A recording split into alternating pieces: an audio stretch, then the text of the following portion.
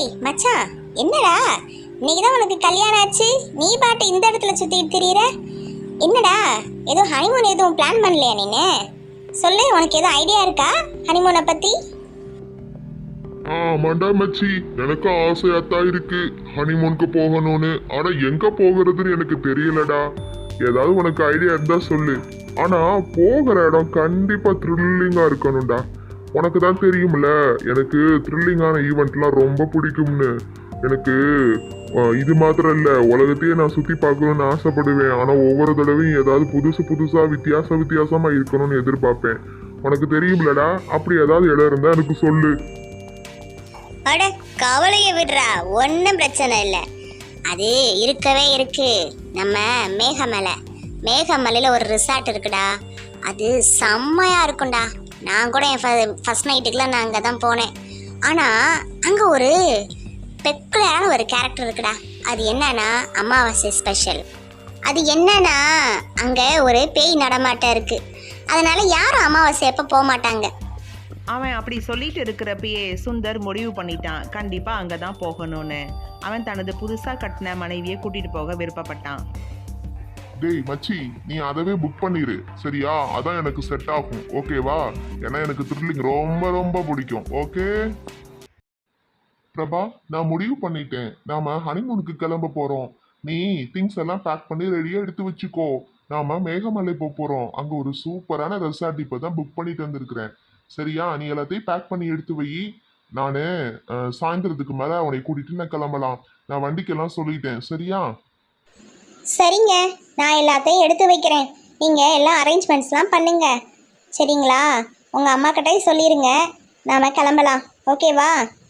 சுந்தரும் அவன் மனைவியும் மேகமலை போனாங்க. ஆனால் அவங்களுக்கு அங்கே இருக்கிற ஆபத்து தெரியாது. அவங்க இறங்கி அந்த ரிசார்ட்டுக்கு ஒரு காட்டு வழியாக போனாங்க. எங்க இதை பார்க்கவே ஒரே பயமாக இருக்குது. இந்த ரிசார்ட்டை போய் எதுக்கு புக் பண்ணீங்க? தம்பி, நீங்கள் ஊருக்கு புதுசுன்னு நினைக்கிறேன். இந்த ரெசார்ட்டை பற்றி நீங்கள் அவ்வளோ சீக்கிரத்தில் இடம் போட்டுறாதீங்க. இங்கே ஒரு பேய் இருக்குது.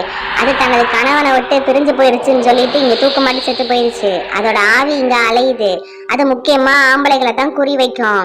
இன்னொன்று, அதனால பாதிக்கப்பட போகிறது உங்கள் மனைவி தான். நீங்கள் உங்கள் உயிரை காப்பாற்றிக்கணும்னா போயிருங்க இப்போவே. தோட்டக்காரன் சொன்னதை வச்சு பயந்து போன சுந்தர் அதுக்கப்புறம் என்ன செய்யலாம், பெசாட்டு இதை விட்டு நம்ம வித்ட்ரா பண்ணிக்கலாமான்னு மனசில் நினச்சான். ஆனாலும் அவன் கண்டினியூ பண்ணுற சூழ்நிலை வந்துச்சு. அவன் தனது மனைவியை ரூமில் விட்டுட்டு அந்த காட்டுக்குள்ளே என்னதான் இருக்குதுன்னு சொல்லி பார்க்குறதுக்காக போய்கிட்டு இருந்தான்.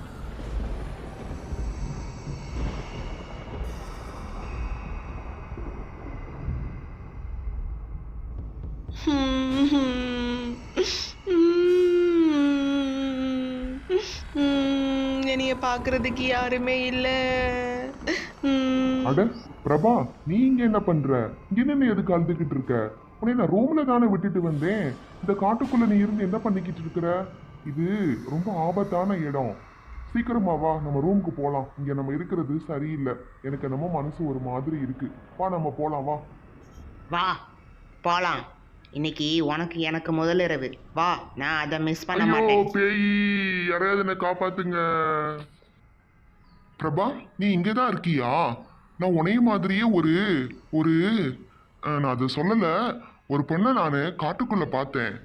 அது அப்படியே உனைய மாதிரியே இருந்துச்சு பிரபா. சரி, எனக்கு என்னமோ இங்க இருக்க ரொம்ப பயமா இருக்கு. நீ எல்லாத்தையும் பேக் பண்ணு, நம்ம இப்பவே கிளம்பிடலாம். ஊருக்கு போலாம் பிரபா. நம்ம இங்க இருக்க வேண்டாம். தயவு செஞ்சு கிளம்பு. ஊருக்கா? அதெல்லாம் நான் வர முடியாது. இங்கே கண்டிப்பாக நமக்கு சாந்தி முகூர்த்தம் நடக்கணும். நீங்கள் வேணா வேற ஏதாவது ஐடியா இருந்தால் சொல்லுங்கள். நான் இந்த இடத்த விட்டு வர்றதா இல்லை. சுந்தருக்கும் தனது மனைவியோடைய பேச்சை மீற முடியலை. அதனால வேற வழி இல்லாமல் அவன் அங்கவே இருந்தான். சரி, நான் உன் பேச்சை தட்ட முடியுமா? நீ என் வீட்டு மகாராணில, உனக்கு பிடிச்சது தான் நான் செய்யணும். சரி, ஒன்றும் பிரச்சனை இல்லை. நாம இங்கேவே ஜாலியாக இருக்கலாம். சரியா? சரி, உனக்கு தூக்கம் வரலையா? மணி ரொம்ப லேட் ஆயிடுச்சு. நான் லைட்டா அமுத்தவா? எனக்கு தூக்கம் வருது.